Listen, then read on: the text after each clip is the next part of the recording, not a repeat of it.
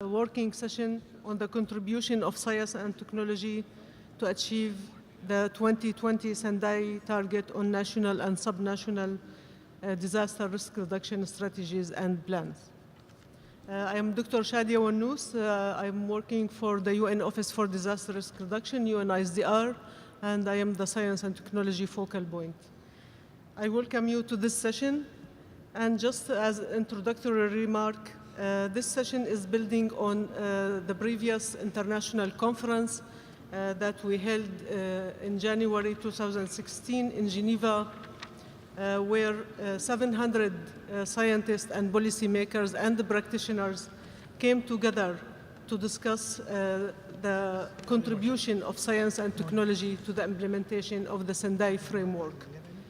At that conference, we had two main outcomes. The first outcome is the launching of the science and technology partnerships, where we called for interest from research institutions and organizations working on science for DRR to join forces in a kind of network. And so far, we have more than 200 institutions around the world in our partnership, and we welcome your interest and involvement, and we will provide more information about this at the end of our sessions. And the link to join our partnerships, it's in the UNISDR website. So please, if you haven't done so already, do join our efforts. The second outcome of the International Conference on Science and Technology was the discussion and the endorsement of the Science and Technology Roadmap till 2030. And this roadmap, it's the accompanying strategic document for the Sendai Framework, and it outlines the expected outcomes and the key actions that are required from our science and technology community to deliver on the 4 priorities of action of the Sendai Framework. Now, this session will build on the outcome of this previous conference, and we will focus specifically on the contribution of the science and technology community to achieve Target E of the Sendai Framework, which is to substantially increase the number of countries with national and local disaster risk reduction strategies by 2020. And to do so, we will try to answer the fundamental questions of why, after so many years and so many efforts and networks and discussions about the role of science and technology, why we still have the gap between the scientists and the policymakers. And our case studies from our esteemed panelists and discussants will highlight how and at what time the scientific input was sought after from our policymakers into the DRR planning process, and what are the challenges and the bottlenecks in this process. But most importantly, they will highlight the opportunities and the initiatives to tackle this gap. So I would like now to introduce our two co-chairs that will help us to organize the sessions and the discussions. And I start with Mr. Juan Carlos de Leon, the head of the UN SPIDER office in Bonn under the UN OSA. And Mr. Reynaldo Solidon, the Undersecretary for Disaster Risk Reduction and Climate Change in the Department of Science and Technology in the Philippines. Welcome. So, Mr. Juan, please. Thank you very much, Shadia. I think that we all agree that for centuries, science and technology has fueled our development and is improving the quality of our lives. In disaster risk reduction, equally well, science is contributing a lot. Through the earth sciences, we become aware, we have gained knowledge on hazards. Equally important is the role of technology, whether it's information and communication technologies, satellite technologies that help us track hurricanes and to communicate warnings from one continent to another. Hydrology is helping us identify which regions will be flooded. So the role of science is advancing. Equally important to the earth sciences are the social sciences that are giving us the notions and how to approach vulnerability, and more importantly, root causes that are leading to vulnerability. One of the gaps that we still find is that at times the research in the earth sciences and the research in the social sciences are conducted separate from each other. And this is something that you will hear from the panelists as a need.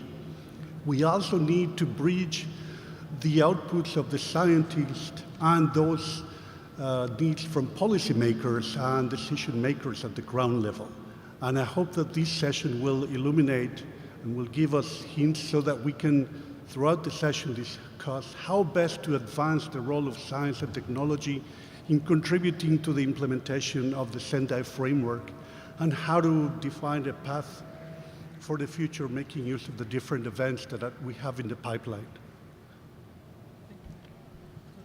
Good morning. Science, technology, and innovation is key in disaster risk reduction.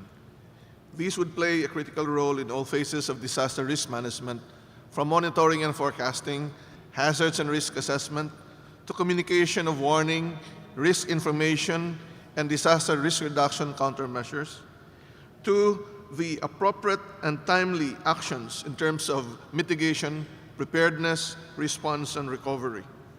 The disaster risk reduction community must ensure that disaster risk reduction at the local and national planning level are based on solid scientific evidence.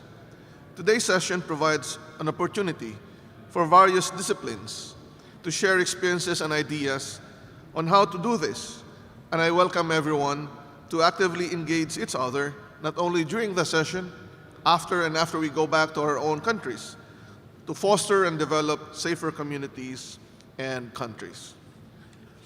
I will now introduce the esteemed panelists that we have here on the table. To the farthest right is Professor Gordon McBean. He's the president of the International Council for Science, or ICSO. Next is Mr. Ian Clark, European Commission's Joint Research Center Manager of the Unit on Disaster Risk Management. To my left is Ms. Irina Rafliana, the Executive Secretary of the Indonesian Institute of Sciences International Center for Interdisciplinary and Advanced Research, or LIPI, and a Research Associate of United Nations University. Further to her left would be Dr. Marcel Bonilla, Director of Basic Scientific Research of the Mexican National Council for Science and Technology.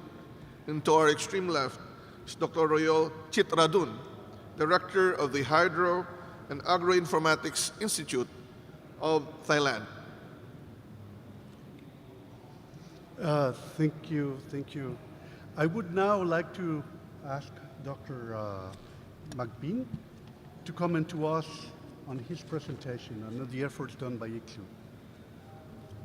Can I ask for the first PowerPoint presentation, please? We could have the first PowerPoint up, please.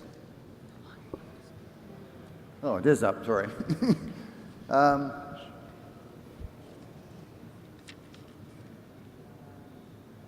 Well, there, oops. Okay, it just takes a while. Okay. What I'm going to talk about is promoting dialogue and shared understanding between the scientific community, policymakers, and society, how we can work together. I think we first of all have to recognize there are a broad range of issues, and I've just shown schematically some of them here. We also had the 215 policy agenda of the Sendai Agreement with its projects on understanding, governance, funding, and Build Back Better. The Sustainable Development Goals, some of which are indicated there, and of course the Paris Agreement on climate change. From a science point of view and a society point of view, it's important that we link them together so that we can address these issues in an intersecting, integrated way and not have unfortunate missings of things, overlaps, conflicting approaches. So the purpose of this is the science community is to work together with these in an integrated way.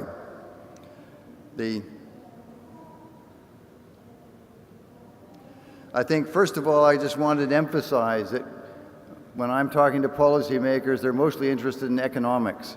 And I'm not an economist, so I use the World Economic Forum as an example. And if you just see the most expensive risk of facing societies are extreme weather events, natural disasters, failure to climate change adaptation, etc., and a bunch of other things. Issues of governance are very important to all of this. These are the Sendai Framework objectives. And as we as a society need to, I can see it better up here, relate the economic risks, the relationships between these issues, the economy, and all issues to do with society. We need to work together to reduce the risks, and we need to develop the capacity to do science and science to policy across all countries, so as we say, no one is left behind.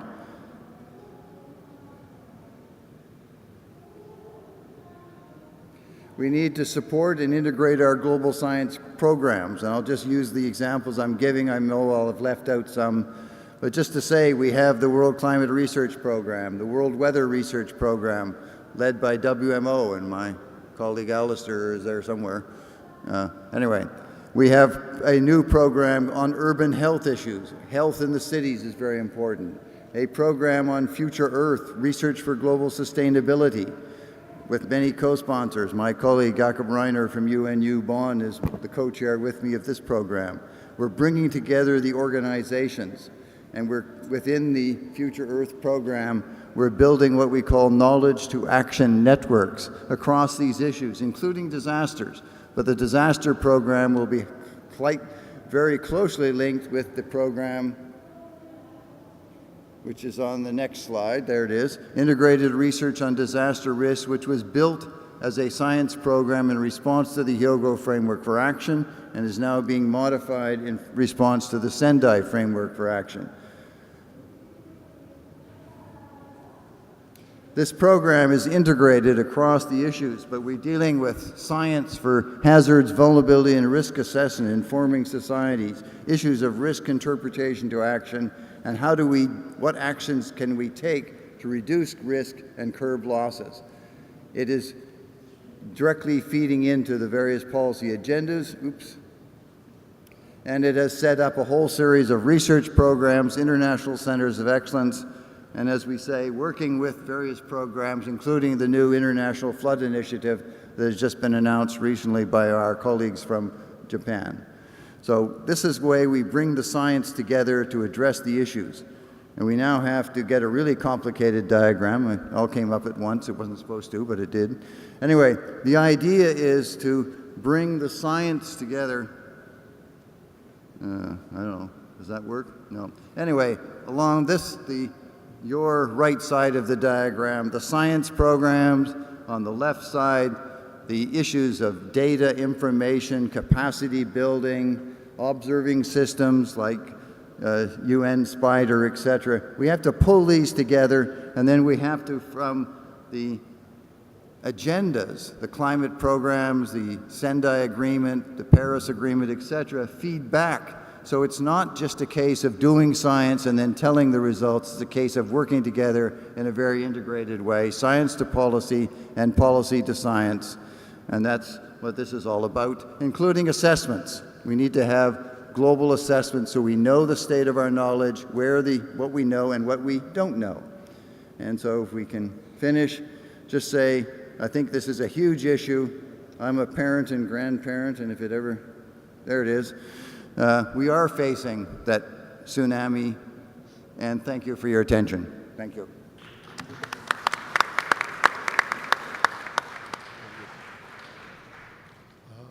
We will take questions later. Now we would like to welcome Irina. She's going to talk to us about collective lessons from national leading agencies in Indonesia related to science and technology. Irina? Thank you.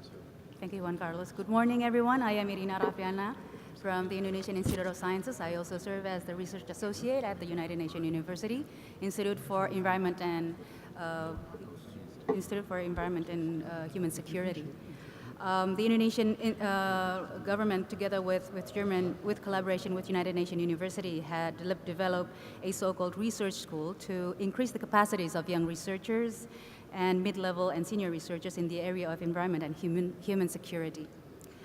In my talk, I would give you 3 points. One would be the lessons from the 2nd March earthquake event in 2016. The second will be the profile of investment in science in Indonesia. And the third will be some lessons on science communication and the role of social science.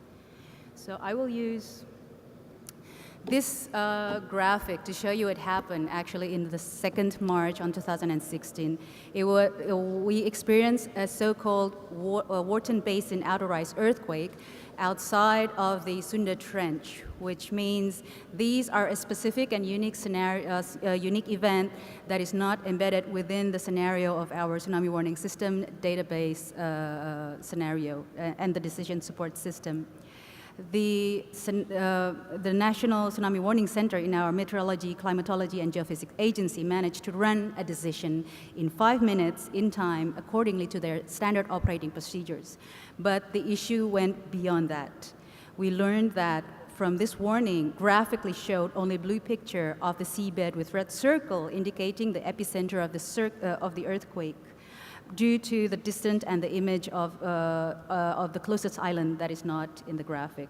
The media, the local authority, communities captured and tried to reinterpret this information with different kind of responses. And some choose not to evacuate, some did evacuate effectively, but the interpretation took a lengthy time, and the siren went up 1 hour after the earthquake occurred. An experimental technology developed through SMS as a collaboration between our National Tsunami Warning Center and our Ministry of Communication and Information unprecedentedly worked highly effective with the communities at risk in the islands of Sumatra. So this is, the epicenter is actually 682 kilometers near Sumatra coast area, if you have a mental picture of Sumatra Island in Indonesia.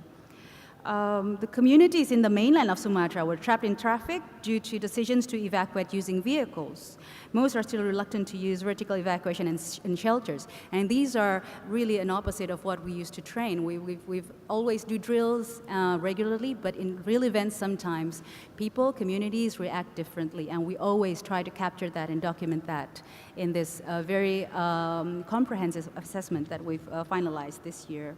So learning from this as well, we also see that there are religious and cultural values strongly entailed with the decision whether or not community would evacuate, or there's also some hesitance to embrace scientific rationale, and I think scientific community needs to really understand and learn more about this. Indonesia had advanced in its experiences and expertise in disaster sciences, particularly within the last decade, but foreseeing the need to increase the capacity in improving, for example, from this event, the database scenario through a longitudinal research and interdisciplinary research.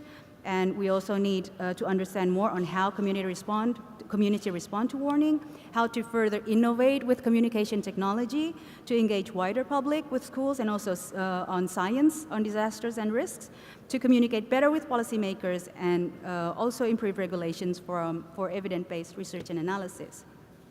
So taking from that, now I would like to revisit the investment of science based after reflecting on the most recent event in Indonesia. The investments on science and technology in disaster risk reduction in Indonesia probably reflected through, and I'm very proud to announce, the National Disaster Management Agency, or BNPB, has established their National Risk Assessment, so-called as INARISK, as the foundation of the development planning strategies at national and local level. The disaster risk reduction is now securely included within the national priority actions, a proof of Indonesian advancement in bridging the gaps between science and policy. The community-based landslide early warning system, for example, had championed by Gajah Mada University and was awarded as the first ISO of science and technology in Indonesia.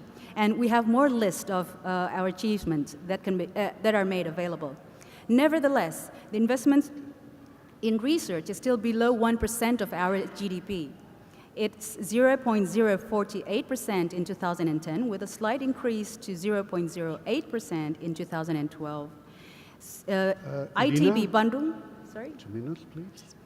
ITB Bandung Institute of Technology, for example, consistently dedicate their annual funding for research, more or less only $30,000 US. By 2016, Indonesia's population is reaching almost 258 million, and we only have approximately 89 scientists per 1 million. If you compare to Japan, for example, you have 5,000 scientists per 1 million population, or even Israel, 6,500 researchers per 1 million population. So we have so much more to catch and progress. I think the role of science communication is also essential. Probably this would be my last slide. Sorry. Can you help with the last slide? I don't know why it's off. There's actually a map showing the intensity of science communication research throughout the world. I can share with you later. Oh, there's, yeah. As you can see here, these are the latest publication made, and it really shows you how all of the research related to science communication are intensified in Europe and also North America. But in Asia Pacific, Southeast Asia, it's still very lacking. It really reflects how we need to really think about how to propel the capacities of science communication in countries that are actually most prone to risks.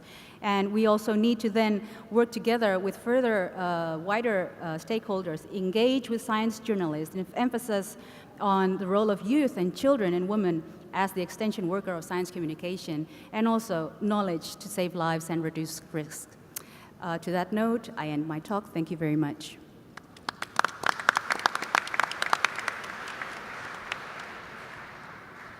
Thank you, Irina. Dr. Clark is going to talk to us about the science policy interface in disaster risk reduction planning in the European Union and the state of science in the European report. Dr. Clark, the floor is yours. Good morning, ladies and gentlemen. Thank you for inviting the European Commission to speak at this event. I would like very briefly to touch on a number of EU initiatives which we hope are contributing to the science and technology roadmap adopted by UNSDR, and also can help support work towards Target E for local national disaster risk reduction strategies. And in this context, I'd like to present also very briefly a couple of flagship reports that the European Commission is issuing today, which can help support this work. Now, overall, our work to address the science policy interface within the European Union is addressed through what we call a Disaster Risk Management Knowledge Center, established in 2015 to try and help address what we saw as very much a fragmented approach of science and operational efforts in relation to disaster management. And it brings together efforts from many different EU policies and cooperation across Europe and globally as well, looking at partnerships and networks to improve science-based services, better use and uptake of research and knowledge, and innovative tools and practices for risk and crisis management. And also brings together many existing initiatives such as area of flooding, for example, global flood efforts, and also risk assessment, which you heard about in the previous session from the European Commission. Now, in terms of reports, I'd like to start by the flagship report on science for disaster risk management, which we're issuing today, which you can obtain either in an enormous document such as this, or perhaps also more interesting like this. And this is the first Science for Disaster Risk Management report, which we're going to call Knowing More and Losing Less, and presents very much the synthesis of the state of art of science, scientific knowledge in the field of disaster risk management. And to address particular issues such as risk assessment, risk communication, and addresses the whole disaster cycle from prevention, preparedness to response. and many different types of hazards. It also aims to detect what we do not know and identifies key areas where efforts should be made to better understand disasters. And I'll come back to this in a moment. And it was very much a networked effort involving some 272 contributors from across Europe and the world, and 172 organizations involved in the drafting of this report. Secondly, I'd like to mention a second flagship report we're issuing today, which is called the Human Planet Atlas, looking at natural hazard and risk exposure. Now, exposure is, of course, a key element for risk assessment. And this report brings together, in fact, population and settlement data, together with information on 6 natural hazards, looking at exposure in terms of settlements and how this has changed over time from 1975 to 2015. And we see just a couple of points I should mention. It's the fact that 1 out of 3 people in the world is actually exposed to earthquakes, and this has doubled in the past 40 years to 2.7 billion people, largely due to the growth of population. So a population that was already living in earthquake areas has doubled. And secondly, for example, in the area of floods, where again, exposure to floods has also doubled to around 1 billion people over the last 40 years in 155 countries. And this, in fact, has more than doubled, and there is more evidence that, in fact, people are moving into flood-prone areas. So this will help us to better understand what affects disaster risk over time and risk drivers, and also perhaps to help effective policy actions. A couple of points, conclusions from this work, which we see is very much to help share relevant information, to understand the risks, and also to launch a debate, as we'd very much like to hear reaction, comments on both of these reports, and more efforts are needed. And some other conclusions: that more transdisciplinary research is necessary, because it's clear that the challenges in disaster risk management can't be solved by a single discipline. We need to take more attention to uncertainty. The exposure report identifies some of the key areas of uncertainty also in the areas of data, and this also requires a better, more coherent approach to data across disciplines. Also, more work is needed on standards and guidelines. And it's quite surprising, and this is also an conclusion of the report, that there is no agreed definition of disaster risk in 2017, after all the efforts that have been done. There's also a clear need for more systematic knowledge management, so more work to synthesize knowledge of other disciplines is important.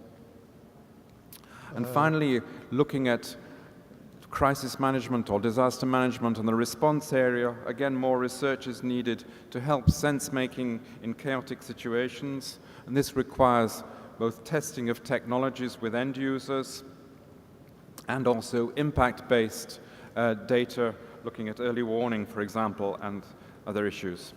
So, as I said, we're delighted to launch these 2 reports. If you're interested, there are copies available at the European Commission stand above, particularly copies of the more user-friendly version to take with you.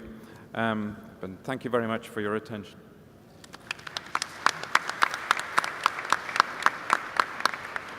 Thank you, Dr. Clark. I'd like to give now the floor to Dr. Bonilla, who's going to comment to us on the status of the contribution of the science and technology for disaster risk reduction in Mexico. Dr. Bonilla.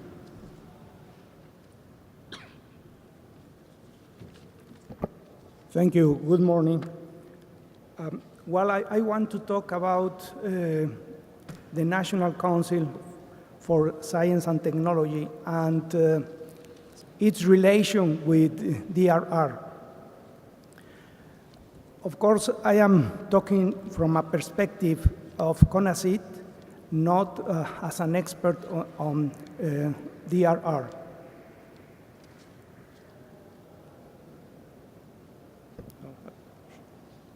Next one, please.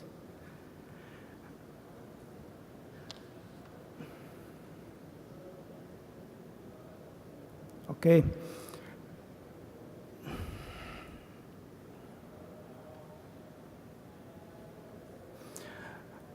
Well, what CONACYT does is the National Council for Science and Technology of Mexico, and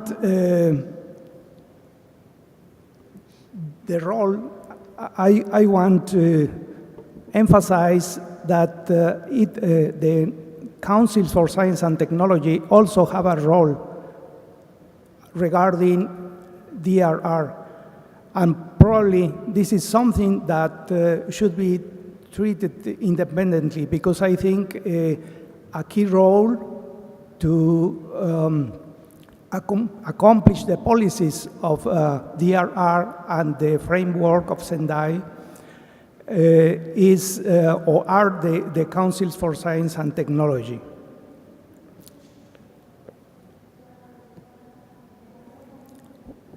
What I'm trying to show you is that there are a series of actions, not only in the roadmap for science and technology, but also in the last meeting that was taken place in Geneva last year.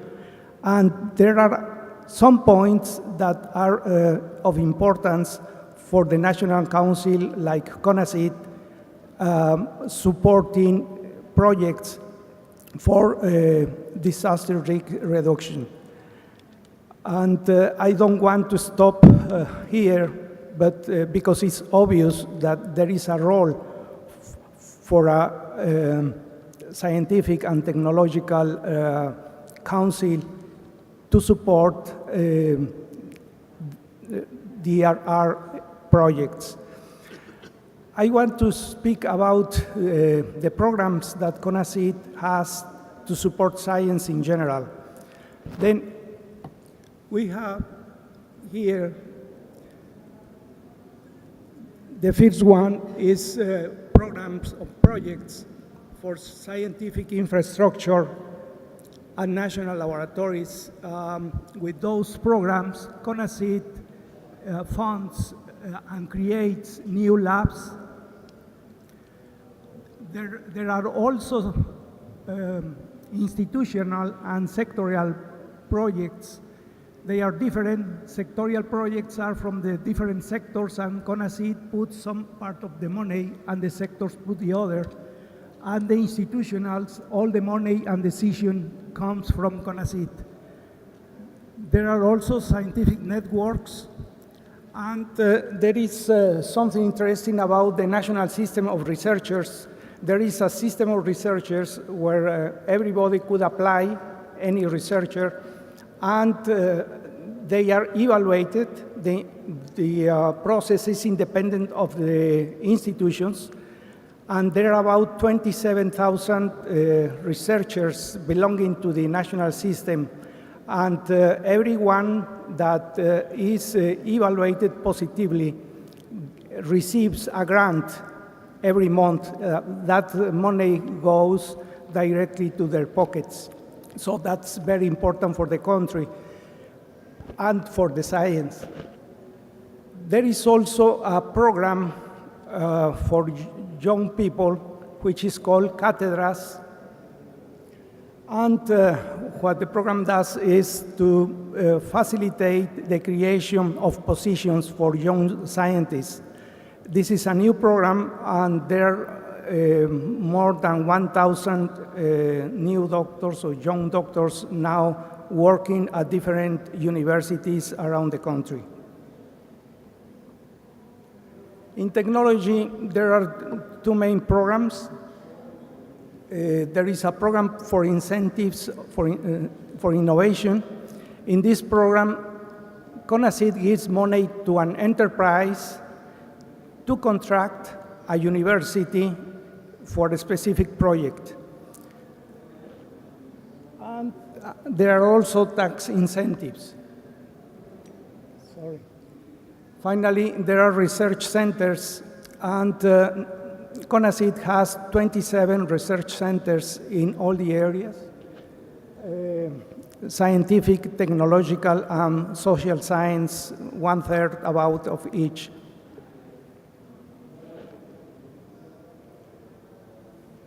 Well, CONACYT has been supporting research projects since a long time ago, but the criteria were essentially academic. So, could we ask you 2 minutes, please? okay.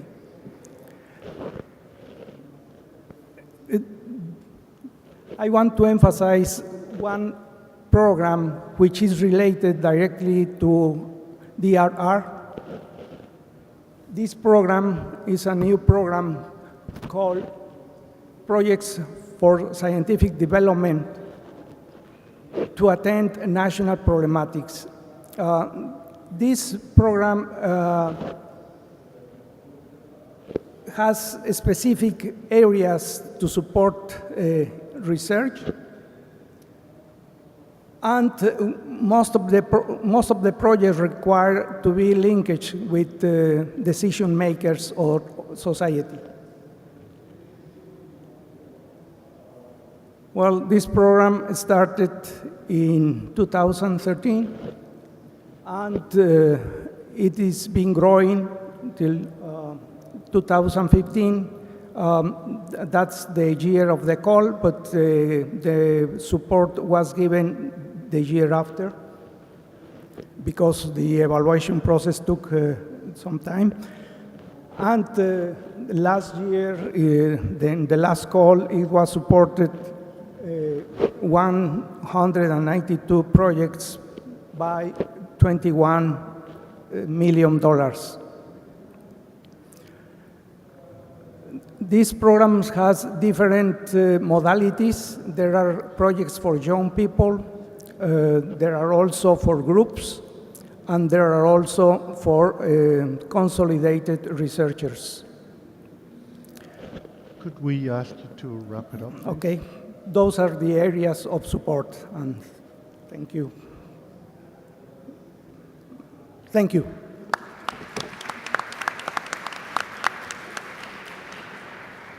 Thank you very much, Dr. Bonilla. Now we have Dr. Shitadron. He's going to talk to us about applications of science and technology for community water-related disaster risk reduction.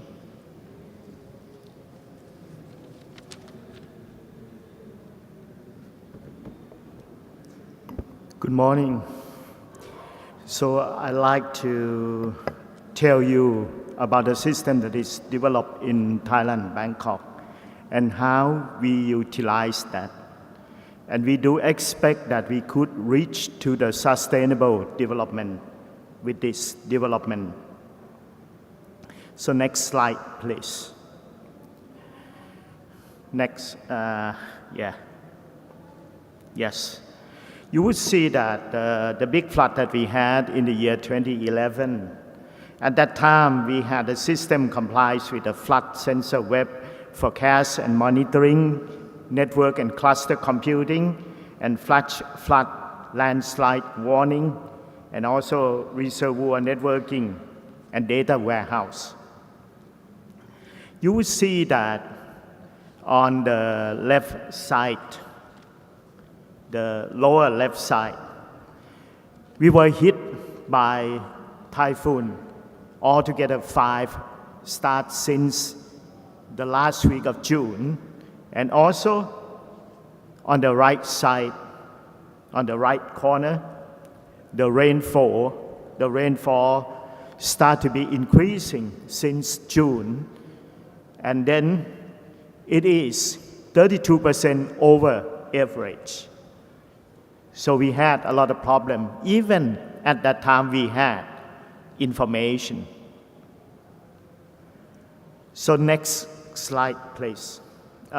Sorry.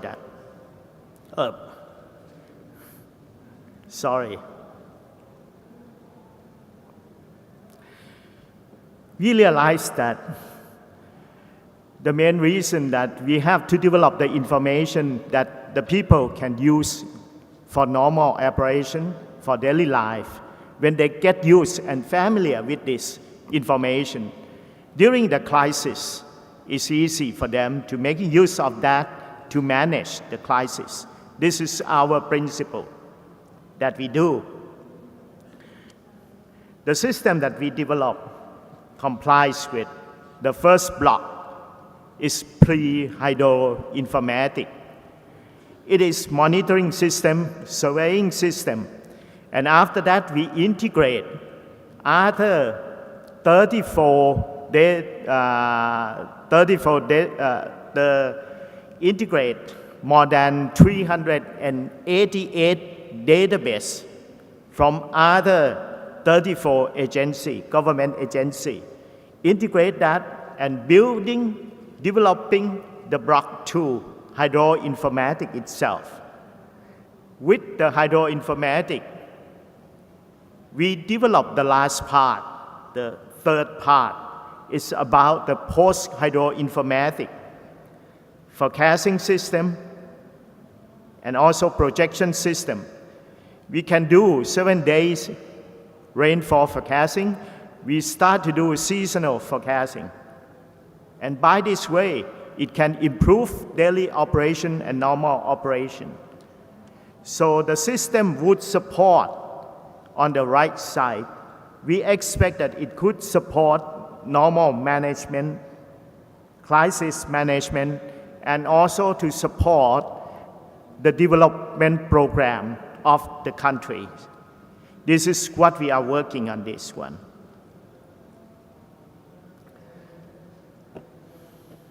So this is very important.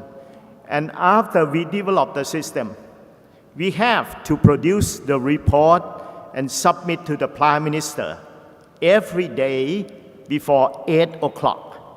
This is what we are doing right now. We start to think about how to distribute work and integrated function. We divided into 9 reports. You would see that the first report is about the weather report.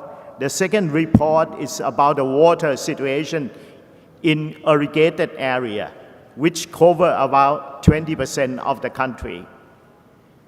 And the third report is about the water situation in rain-fed area. That is about 80% of the country. And the fourth is about the public utility. The fifth is about the water quality. The sixth, disaster report. And 7 is about the water for electric generating system. 8 is about the water that would support economics development. 9 is the last part that in the past we don't need that, but right now we do need that. It's an IT infrastructure to support the water resource management.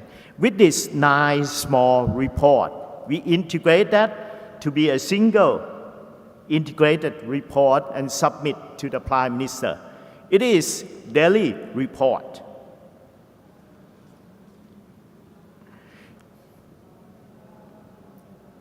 And after the crisis that we had at the beginning of this year in the southern part of Thailand, this is also reported by our minister this morning. So the Prime Minister come to see our office, how we develop all of this system. The technology that we develop, the system that we develop, and also semi-automatic report that it could be generated. This is the key point that we do. We spent over 20 years to develop all of this thing, working with our partner, working with our researchers, under the supervision of our king, the past king.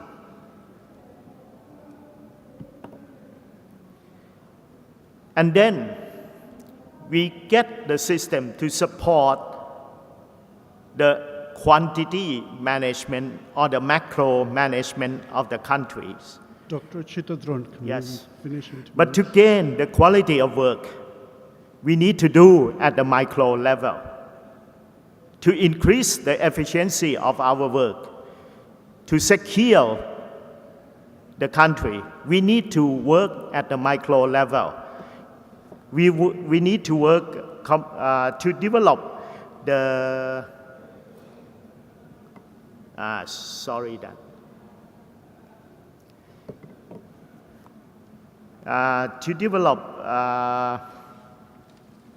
to solve the crisis operation, we start to work with the community to develop community water resource management. It is documented. The book is at our team. If you're interested in that, it's the book about the application of science technology for community water-related disaster risk reduction.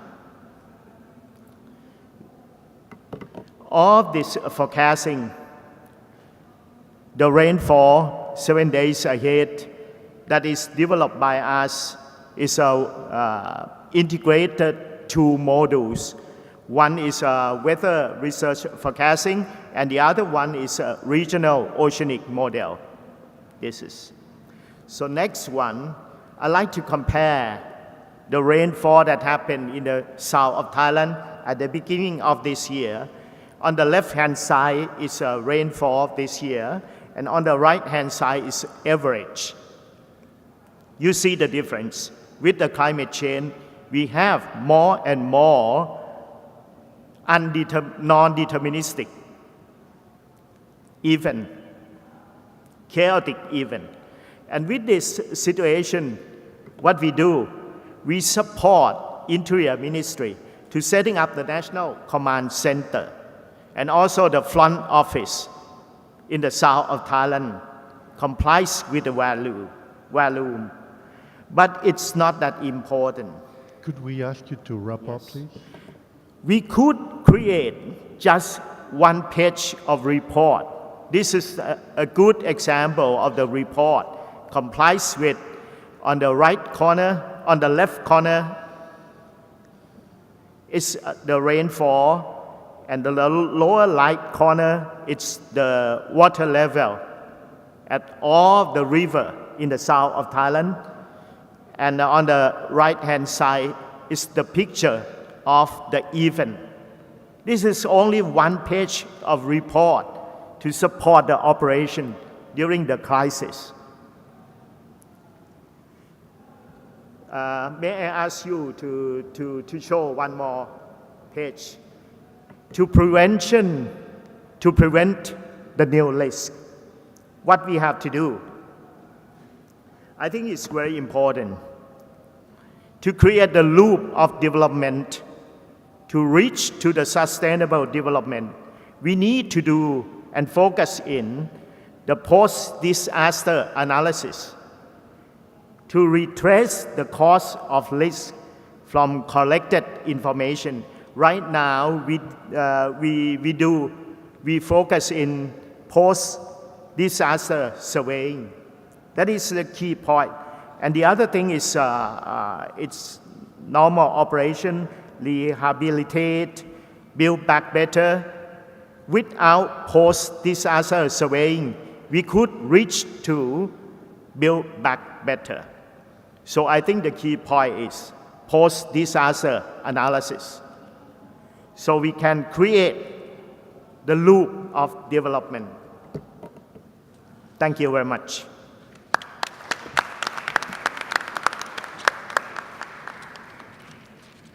That ends the first part of the session. We'll now go to the discussion forum. And the first thing that we will need to do is to ask the discussants to present their views in like 3 minutes. And I'll call each of you one by one, introduce you one by one, and then you speak. First discussant is Mr. Fadi Hamdan, Managing Director of the Disaster Risk Management Center of Lebanon.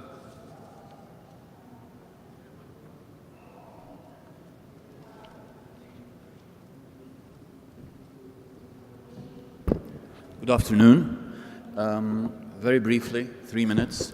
I have one main comment. This main comment that I want to say is based on my experience in working on DRM in high, low, and mid-income level countries with weak and not so weak risk governance practices and with different levels of inequalities. And it's very important, as you'll find out why, to say that this is outside of Europe and the United States. The Sendai Framework calls on the scientific community to double its effort in order to understand the disaster risk factors, especially at the national and local levels, and also it highlights the role of science in developing national strategies, which is exactly why I feel there is a need to double our efforts to look at extensive risk. By extensive risk, as I'm sure you know, I mean the high frequency, low severity risk and associated losses, and not look at these losses merely as an input to disaster loss databases, but rather as a way to understand contextually at the national and at the local level how disaster loss can be most effectively reduced, while at the same time reducing vulnerabilities to intensive, high severity, low frequency risk. Because actually, this is extremely important because extensive risk does affect disproportionately poorer communities in rural and urban areas, and only by addressing extensive risk we'll be able to leave no one behind, as the post-2015 development agenda states, and only by addressing extensive risk can we address the main challenges, as the Human Development Report for 2016 highlights, the main challenges, the main lingering challenges to do with poverty, the main deepening challenges to do with inequality, and the main emerging challenges to do with violent extremism. All of these cannot be addressed, and we will not succeed in leaving no one behind if we do not address extensive risk. The alternative is to focus on intensive risk and building a new infrastructure that can resist intensive risk, will perhaps create safe infrastructure, safe countries and cities, but not look sufficiently at the safety of people living within them. Thank you. Thank you very much, Mr. Hamdan. The next discussant is Mr. Julio Castillo of the Mexican Space Agency and chair of the GP-STAR, or Global Partnership to Foster the Use of Space-Based Technologies and Applications on Earth Observation. Thank you very much. I do have a presentation here. A few slides. Could you please, sir, in the back? And the guy with the red shirt, remember? Back in 2015, responding to the Sendai Framework, UNISDR started efforts to foster the use of satellite technology and reduce the gap between space agencies and civil protection agencies. A couple of years later, the global partnership using space technology applications for disaster risk reduction, GP-STAR, was created. I have just a few slides that I would like to show you.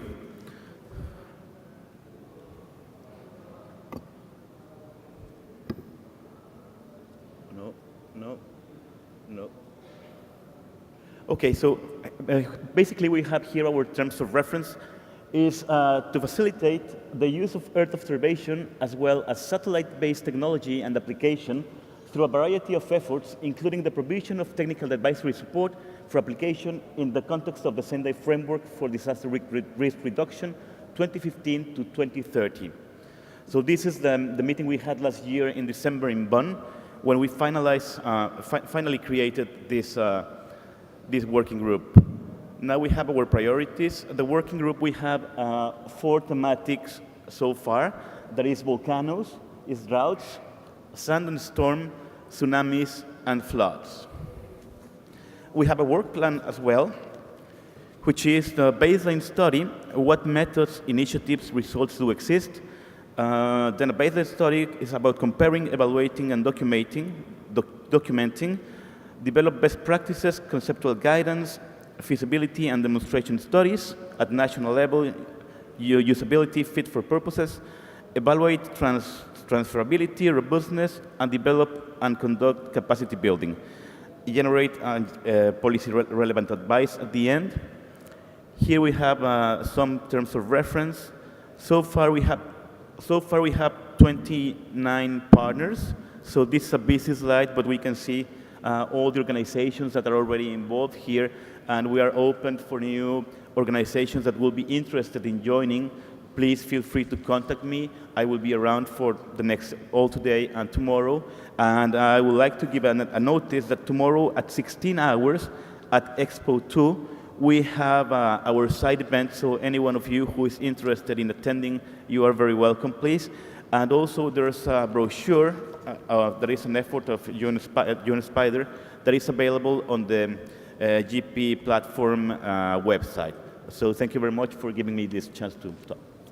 Thank you very much, Julio, thank you very much for introducing to us the Global Partnership for the Use of Space Application and DRR. The next discussant represents the youth group, Gabriela Nobre from Brazil.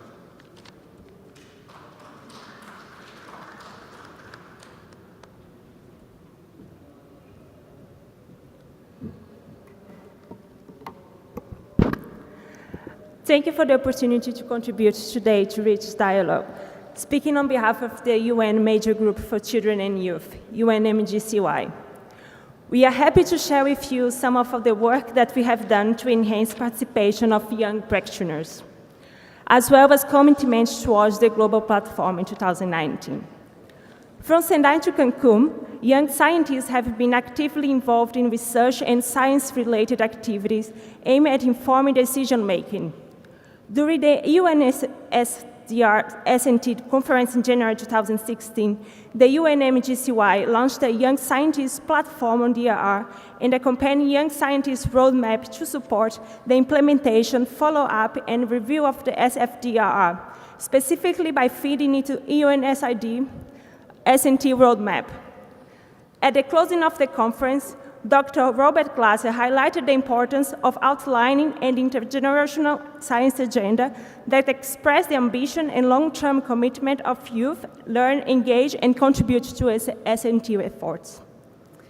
Today, we are happy to announce and launch a crowdsourced, youth-led, and peer-reviewed DRI edition of our Youth Science Policy publication featuring more than 25 of various previous emerging issues. Today, we commit to a revised work plan for the Young Scientist Roadmap with enhanced objectives and goals for the period of 2017 to 2019, aligned by priorities identified by UNICD and the S&T community here today. There are several main objectives we would like to share. 1, enhance the meaningful institutional engagement of youth within an S&T and science policy architecture of the UNISDR, including the STAG. Expand the Young Scientists platform through awareness raising and capacity build among young scientists in DRR through interdisciplinary and intergenerational dialogues, activity, and events. Facilitate the generation and sharing of knowledge from both formal and traditional sources in the form of policy brief case studies, peer-reviewed publications, and other outputs that can be effectively communicated and contribute to the dialogue and work of the STAG. This also includes horizon scanning of emerging technology, participatory youth-led assessments, and technological foresight to ensure people-centered, planet-sensitive, and context-conscious application of science technology. Mapping of youth initiatives across the 4 priority actions of action, including best practices and tracking impacts along the indicators of the SFDR and other intergovernmental agendas such as SDGs. We hope this renewed commitment and objectives will support the work of STAG, Global Science Forum to be held in Japan, and now going forward to the science and technology community. We invite youth and non-youth stakeholders to join these efforts and participate in implementing a shared strategy for the role of young practitioners in the discussion to be reported on at the 6th Global Platform in 2019. Gracias. Thank you, Gabriela, for highlighting the importance of the youth in science and technology and DRR. The last discussant is Dr. Toshio Koike of the International Center for Water Hazard and Risk Management, or ICHARM, from Japan. Dr. Koike.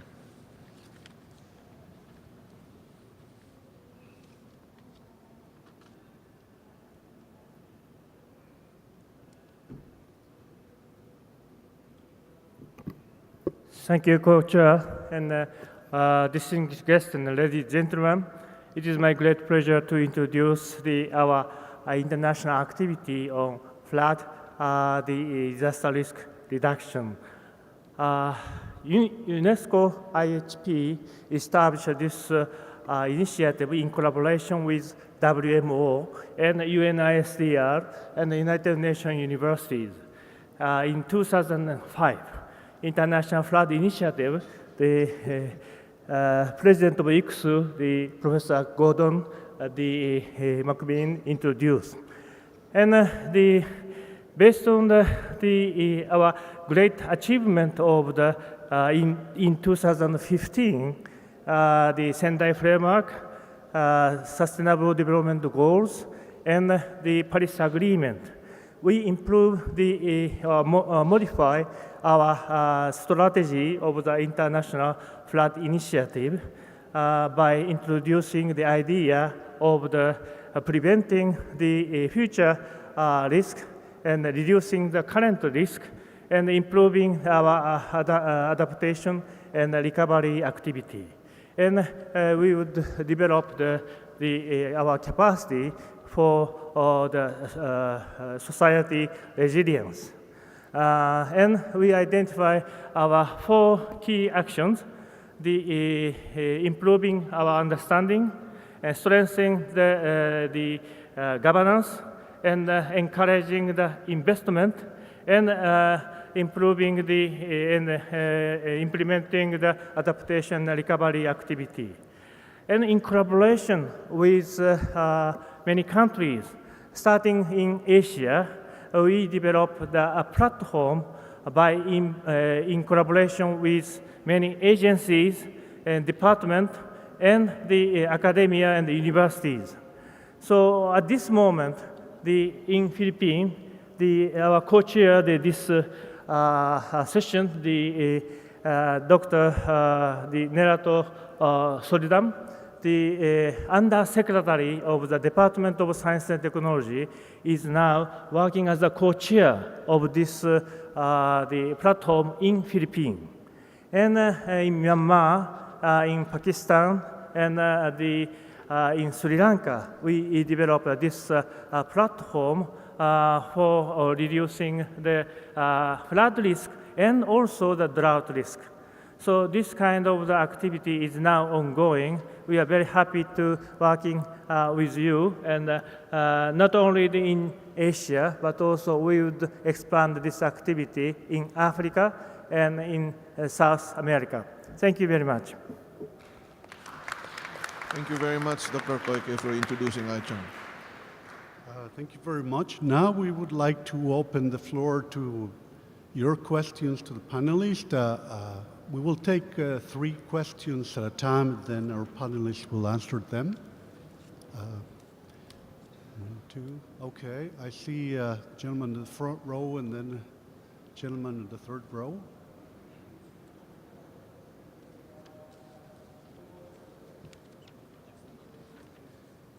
Could you? I'm not used to standing up, so I'm a little bit shocked that I have to, but thank you very much for the interesting presentations and highlighting these important initiatives. But I have a little bit of a concern, because the last few days, the sessions I attended, I have the feeling there's a trend that will undermine these initiatives.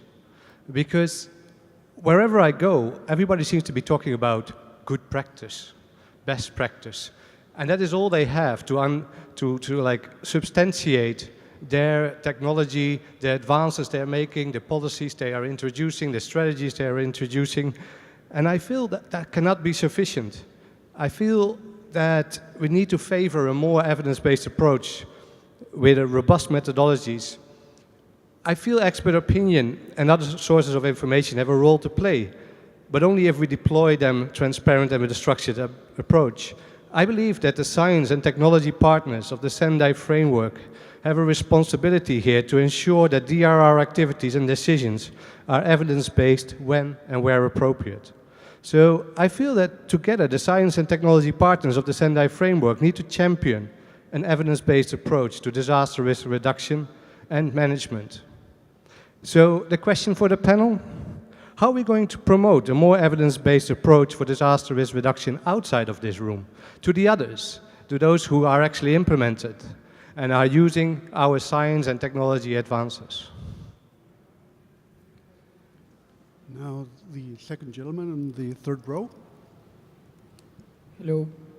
Thank you for the presentations. My name is Esteban, and this question actually is going to Dr. Marcial Bonilla regarding the CONACYT. You mentioned that you have some projects, research projects, that require actually the engagement with decision makers. So how are you actually doing that? I mean, are you talking to the decision makers, like doing pilot projects, or how are you actually convincing them to try these new technologies that are coming from the research you actually fund? And following up on that is, do you have some funds to actually pilot these projects in cities and urban areas in Mexico?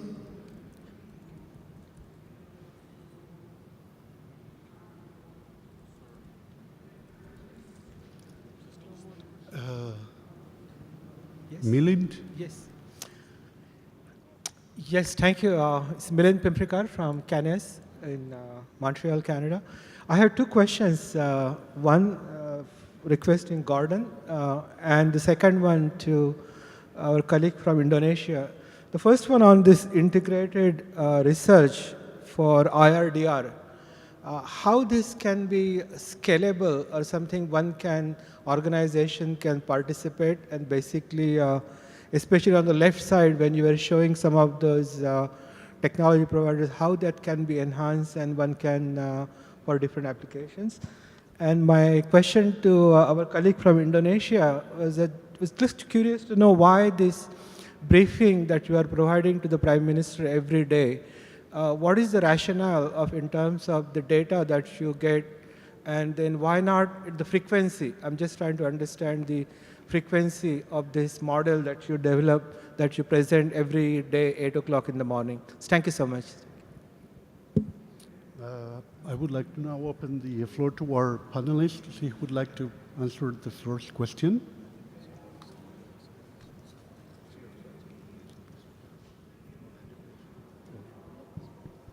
Well, thank you. Interesting questions. I'm going to comment very quickly on all three of them in a integrated way, I guess. First of all, the question of how to promote evidence-based approach and involving decision makers. The second question, what we're trying to do now with our international science programs, which we inaugurated with the Future Earth Research for Global Sustainability program and my colleague from UNU and many other organizations, is create a dialogue with the decision-making stakeholder community from the beginning. So we have created an advisory committee involving not only scientists, but decision makers, community people of other representation, so that we, as we say, co-design the science program from day one, so that we build in not only what we think is the evidence-based approach, but listen to the decision makers, the community managers, etc., what they think is an evidence-based approach. And they're not always the same initially, but by having this dialogue, we think we can enhance the way in which we will influence them by involving them directly in the program.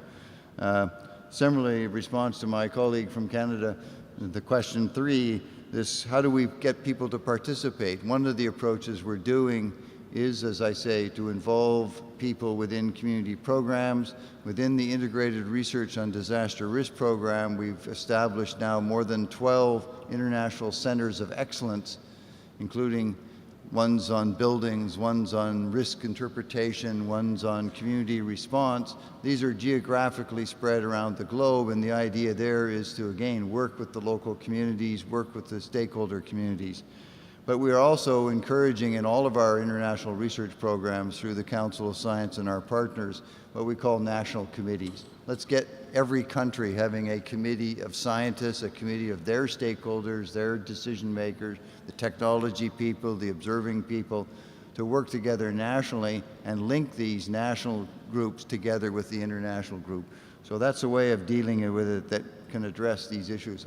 We think, based on our experience, but it's always thing which we need your input. We need each one of you people standing up and saying, I want to be part of that, like you just did. So thank you. Dr. Clark? Thank you. I'd like to look at the first question, if I may. I fully agree that good practices, not enough, often good practices remain in niche areas. So how do we mainstream, and how do we mainstream an evidence-based approach? And I think one of the conclusions from the report we've issued is the question of standards and guidelines needs much more attention.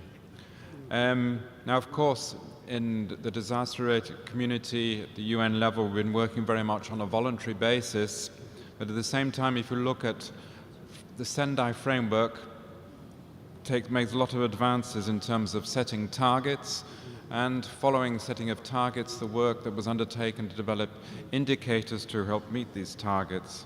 And perhaps we can build on this approach to look at whether certain standards and guidelines could be developed in different areas, which I understand there's, of course, the one size fits all. It does not apply here. We need to look at local approaches.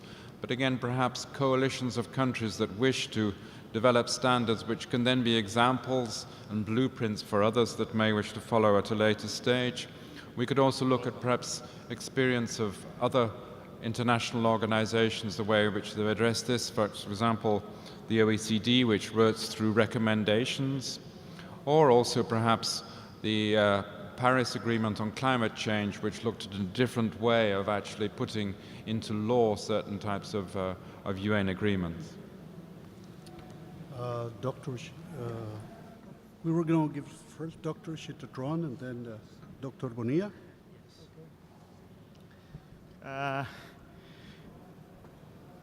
The question is about the report that we submit to the Prime Minister. Because if we like to increase the quality and efficiency of our work, we need to distribute the work. But how to evaluate, manage, and control the distributed work, we need single report. The report is about the water situation, about the forecasting, projection, and also about the crisis. If we know the crisis that is going to happen 3 days or 4 days ahead before it happens, then most of us know that the loss can be dropped to 20% or even less. That is the reason.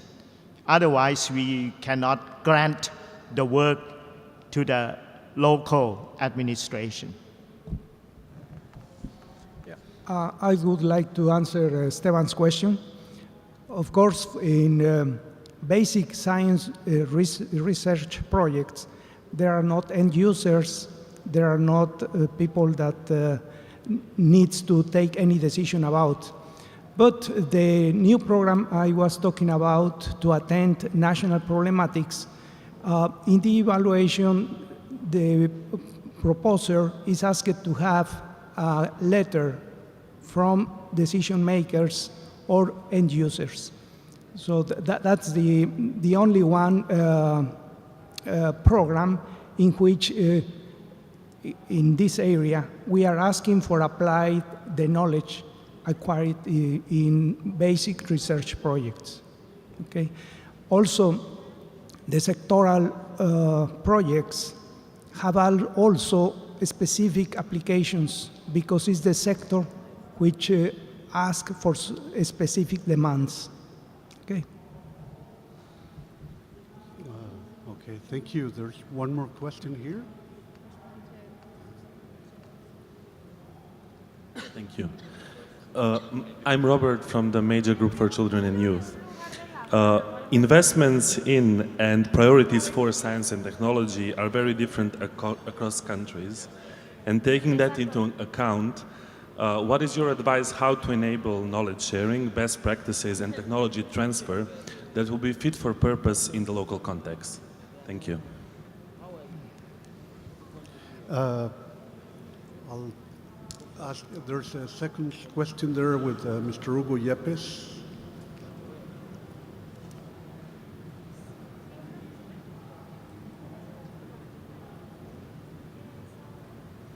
Thank you, Mr. Chairman. I am Hugo Yepes from Ecuador.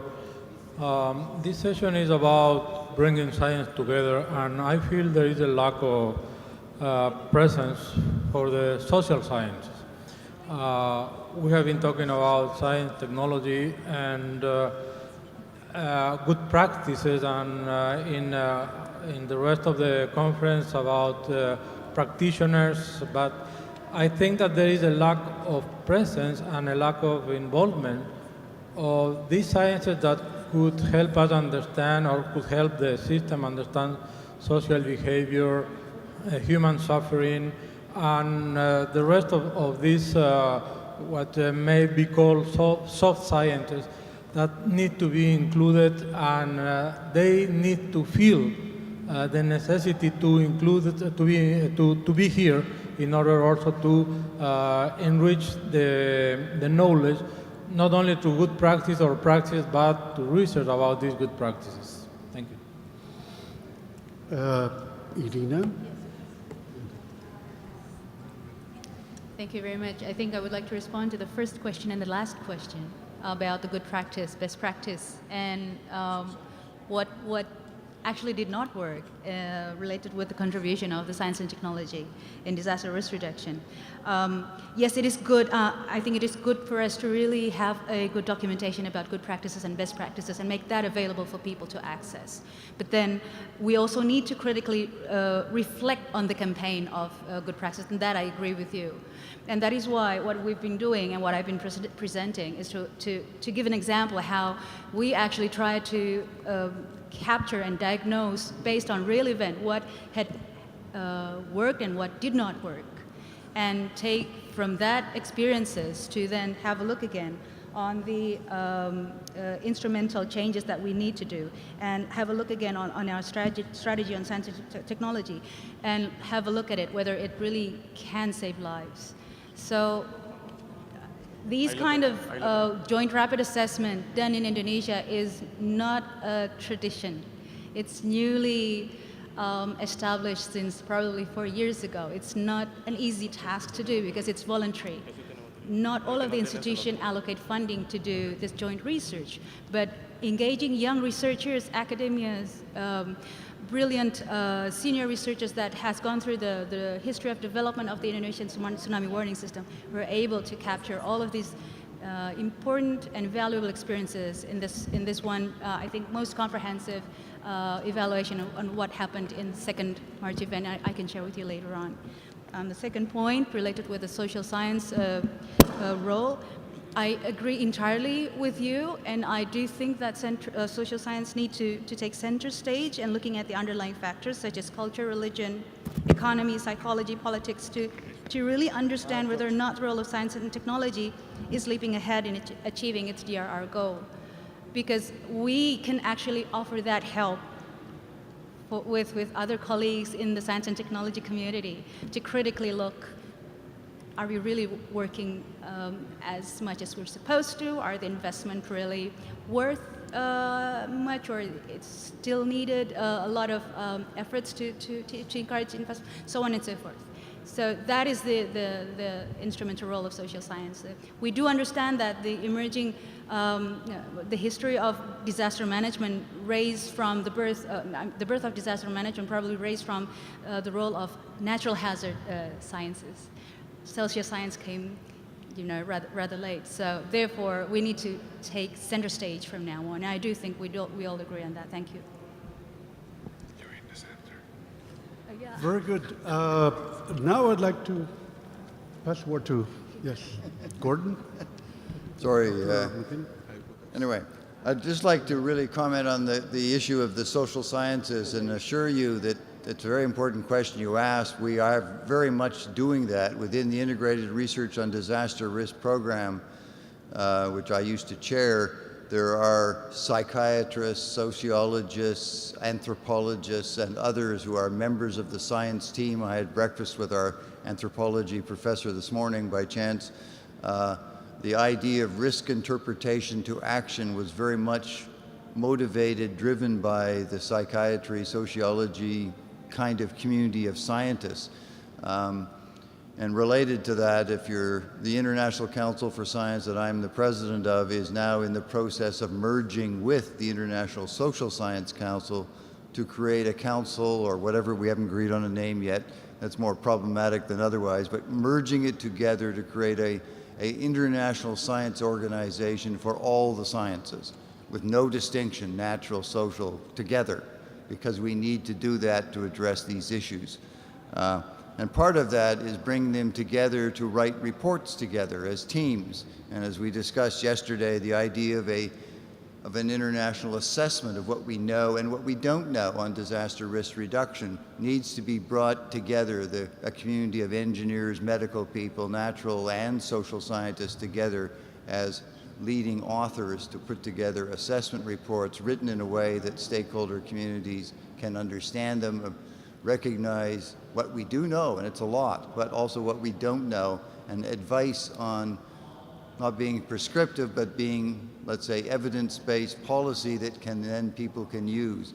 And so with the Council of Science, we're putting regularly reports on our website, making it publicly available as assessments of various kinds, but this idea of an integrated assessment across all disciplines, across all issues, is something which we're very much talking about. The Secretary General of our International Union of Geodesy and Geophysics is now smiling. You wave your hand, Alex. He's been leading this, and that's an example of where our unions of scientists within the Council of Science, and when we merge with the Social Science Council, we'll have geology, mathematicians, physicists, but also economists, political scientists, etc., as one organization. Thank you. Sorry, I got carried away. Okay. Good morning, everyone. My name is Jorge. I have a question for Dr. Bonilla.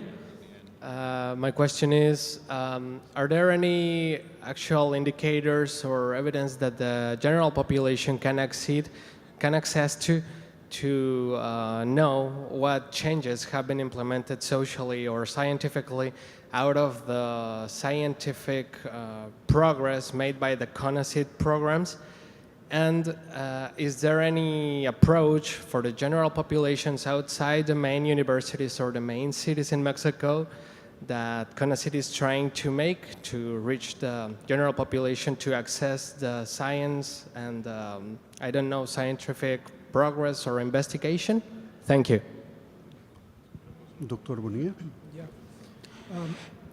There are some programs for the indigenous people from cultures from some parts that don't speak Spanish. They speak their own language. So there are some at the level of in a sectoral program with the education ministry. And well, the area where CONACYT works is science, technology, and usually is for postgraduate people with has a PhD. So it's not a social support for the most of the people. In that sense, the supports of CONACYT are given by merit, not by necessity. That's the way science works and academia. So, of course, there are some indicators, and we have a small science community. There are possibly a percentage less than in developed nations, but still it is growing. And of course, we need to increase the percentage of the national gross product dedicated to science. Okay. Okay, thank you very much. Gracias. Would some of our panelists like to address the question on knowledge management? Knowledge sharing. I would say that forums like this facilitate you to take note of who's around and to become aware of what's happening around the world. Of course, the best way to go about these sort of things would be at least initially to know who is doing similar things like you for knowledge sharing. Okay, I have a question to the audience now, and I'd like to reference a little bit to Hugo Yepes so that you take it with you.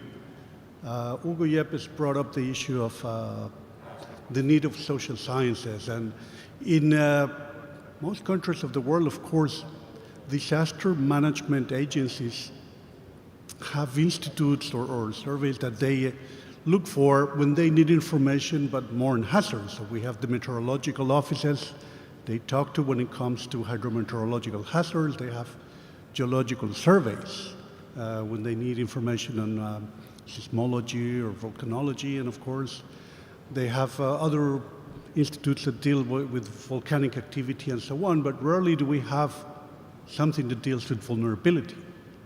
In some countries, there are research centers that deal with social issues. I think that LIPI in Indonesia is one of those. But it seems to me that there's a need for disaster risk management agencies to also have similar institutes that can help them really with issues related to vulnerability. If we're going to reduce risks, we really have to address those issues of more social nature. And so I would kindly ask you to think whether vulnerability observatories could be a way to go and to encourage civil protection agencies to look at or to encourage the establishment of either research programs or institutions that devote efforts to vulnerability. And along these lines, I would like to now close the question session and give a brief summary of the contributions. It's really, really good. We've had a very interesting panel, of course,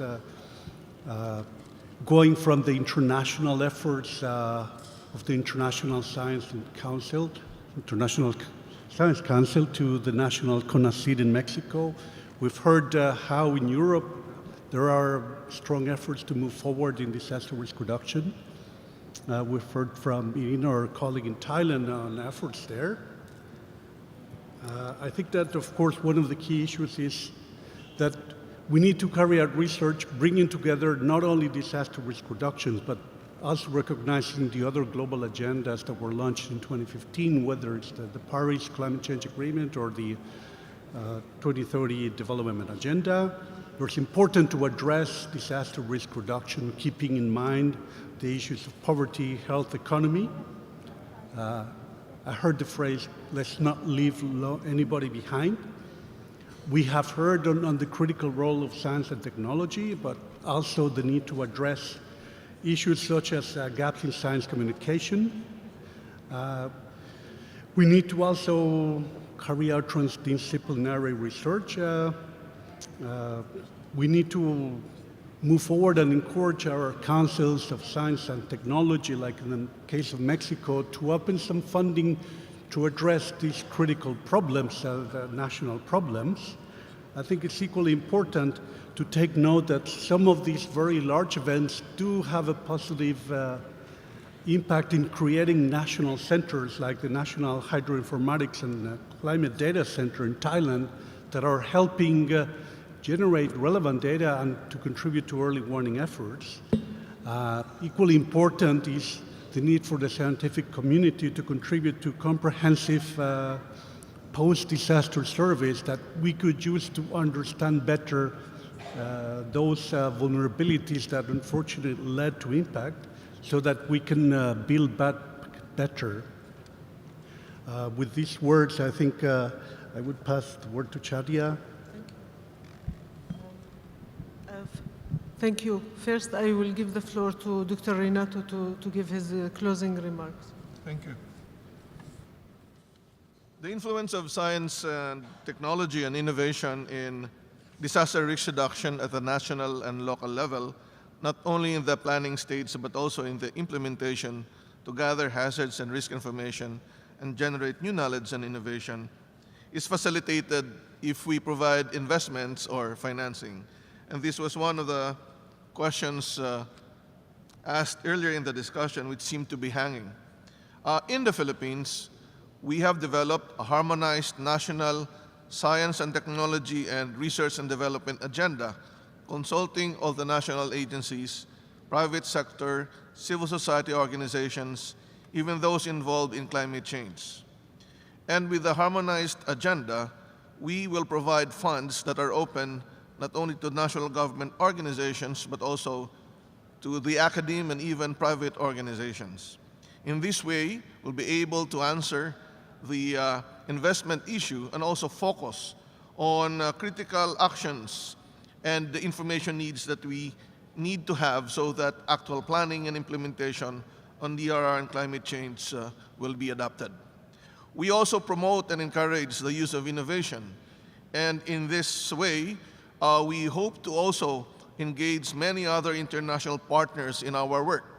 So the Philippines would plan to also have an innovation award for science and technology for DRR and also climate change. With this, we think we can have a more participative approach because we provide investments on various aspects of DRR and climate change. Thank you, Chandra. Thank you so much to our co-chairs and to the panelists. I think they deserve a round of applause. Thank you.